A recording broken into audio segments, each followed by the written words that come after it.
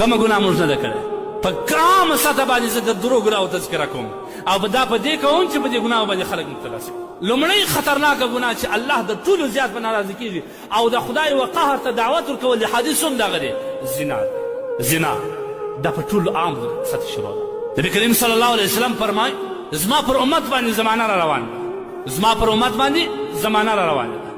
داسې زمانه را روانه ده چې هغوی یتصافدو الناس فی الطرق کما یتصافد الدواب. دا خلق به د فحاشي او عریاني څخه په عامه لاره کې داسې زنا کوي لکه حیوانات. ادر ټولو غیرتمن بهادره کس به هغې چې خالد دوی ته وایي چې زموږ لارې لکه اخواته ولاړ شي. دا بهادره کس دی. بل روایت کې د نبي کریم صلی الله علیه وسلم راځي، نبي علیه السلام اخذ رجل بید امرأه، یو سړی به په عام محضر کې یو ښځه د لاس ونیسي. دا د الله رسول روایت دی، زما د خوله ماته شي. د خدای رسول 1400 کال دمخه او دا اوس ټول پېښ شوي دي.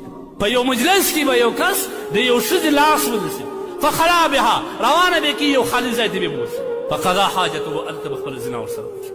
بیا به پښیمانه وي نه، وایي کله چې حاجت پرد ثم رجع الیهم یضحکون الیه ویضحک الیهم، بیا به دې راسي خلک به پر دوی خاندي، دی به پر هغو باندې خاندي. در فخر به سره کوي. نن زموږ معاشره کې غربي معاشره خو پرېږده چې هلته زنا عام ده، هلته به قاعده د دې دپاره خپل احکامات جاري شوي دي چې هېڅوک یې چې باندې قانون قوانین جاري شوي دي چې هر چا په خپله خوښه زنا وکړه هغه پاک معاف هېڅوک کم. لیکن زموږ مسلمانه معاشره کې زه خبره کوم، زموږ په دغه مسلمانه معاشره کې خبره خو دلته خرابه شوه چې زموږ د زنا چې مخکې ګناه کبیره وه هغه نوم یې وربدله کړي، په مینه نوم ورکړي، د پیار نوم یې ورکړي، ویل زه د فلانکي نجلۍ سره مینه لرم. دا مینه دا جواز پیدا کړي چې د دې سره به وینې هم، د دې سره به کاته هم کوې، د دې سره به ټلیفوني اړیکه هم نیسې، او د دې سره که چېرې په خلوت کې یوازې سپې پروا نه لري دا تا ته نوم درکړي. دا زموږ په مسلمان ممالکو کې تاسو وګورئ، یو دا ملک مه یادوه، څومره ډیسکو کلبونه جوړ شوي، څومره نایټ کلبونه شته. دا د زنا د دعوت یو عظیمه ذریعه ده که هغه خو پرېږده، هغه پرېږده. زموږ مسلمانه باعفته خور په خپل کور کې دننه د دغه پروګرامونو ښکار وګرځي، د ټي وي ورته راوړي، هلته دا کلبونه ټول ښکاره کوي، هغه ورته ګوري. سبا هغه مجبوره ده چې د ځان لپاره به یو ملګری پیدا کړي، هغه د ټلیفون د لارې که د غلا د لارې که د ال لارې که د ماما زوی که د خاله زوی، هغه به یې مجبوري کړي. تاسو وګورئ دا د الله د رسول صلی الله علیه وسلم روایت چې زما د امت په آخره زمانه کې فحشي عامه شي.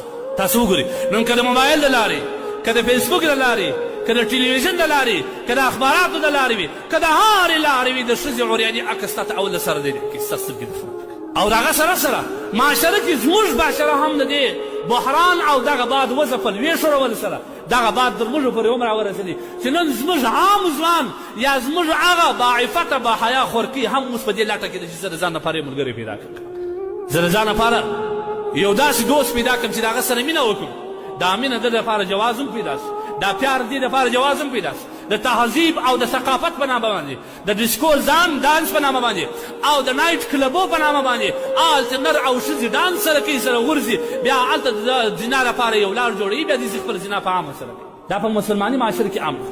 تاسو وګورئ دا اوس یو څو وخت مخکې ډیسکو کلبونه نه شوه خلاص، نایټ کلبونه نه شوه خلاص، هلته نارینه او ښځې یو ځای دانس نه شوه.